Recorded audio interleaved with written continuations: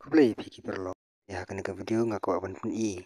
kumno ban check ya ke result jangki SSLC lane jangki HSSLC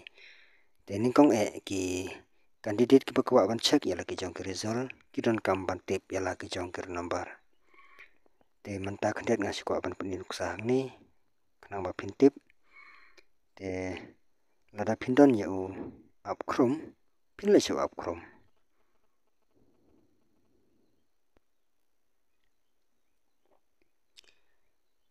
te hang nei pin lek type emboss HSSLC result 2025 klik to te hang nei kasai kalawan te menta phila ban visit hakan ka Meghalaya examination result te pin klik hang nei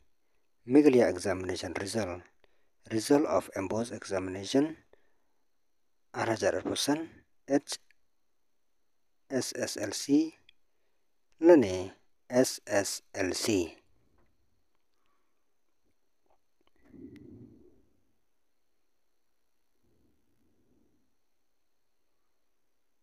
te ndala poyak ne chaka te lada piko apan check na kapan ta jongki SSLC klik hang te result of secondary school leaving certificate examination 2025 klik nang ni lada piko apan check ya gitu ki SSLC te hang ni pin pendap ya urun nomor jangpi urun nomor jangpi pin pendap hang ni nang ta hang ni jikaban hang ni hapo jong to green box pin pendap ya tu kapcha badan santli kita ki bahe enter yu kapcha hang ni ude ni te enda pledap nang tu pin submit nang ni te hak bede bat ki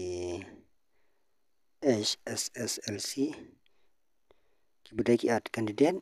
pin klik hang ni ad ndala wan hang to pendap yor nomor jang pi hang tu kapcha hang tu budai une anta ladap nang tu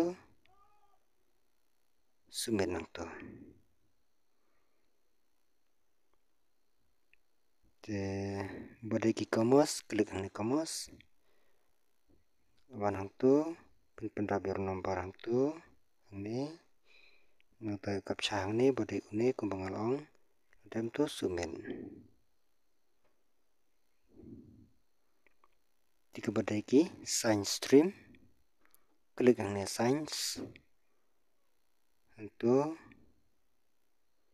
pendap yor nomor jang pi hang tu kapcha hang tu ladap nang ta pade submit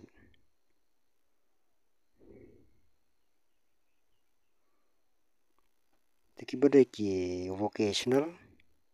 klik na vocational